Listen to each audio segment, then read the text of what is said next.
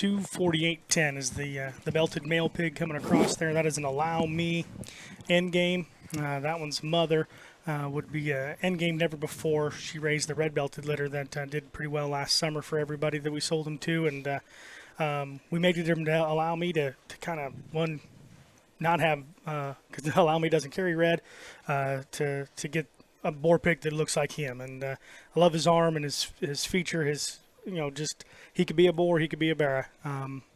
We strive to make those kind of head shapes and jaw lines.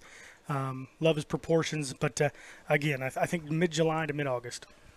Yeah, dual-purpose barrow and boar proportions. I mean, that one right out of the gate, man, that one's skull is really stout and got a big, clean square kind of a forearm and a square kind of a chest and knee.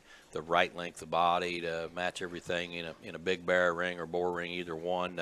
The right kind of bone with a good turn to his turn of his center rib is really good for as green as he is, and having that kind of turn to his center rib and having that kind of immature body shape and really a flexible kind of a hind leg, reaches behind his tail head right with all the indicators that you kind of need for that extra stoutness, but yet he's still green and should be a fun one to feed just because he's so correct in the right proportions. His view coming right at you, I think, is very, very memorable in terms of just the base of his chest, knee to ground, and they still have big toes, but remain strong on his front pasterns. And those are just things, and then you describe the hog from the side. I mean, that is elite-looking livestock, in my opinion, in terms of just his shape of his skull, as Doug alluded there to.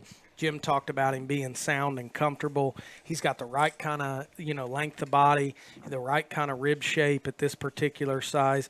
There again, I don't know what Doug's doing on, boar or bear scenario there, but either guys need to pay attention to this one. Neat kind of pedigree, being an Allow Me on an in-game never before. I think long-term has value there as a boar prospect. This would be 248-10.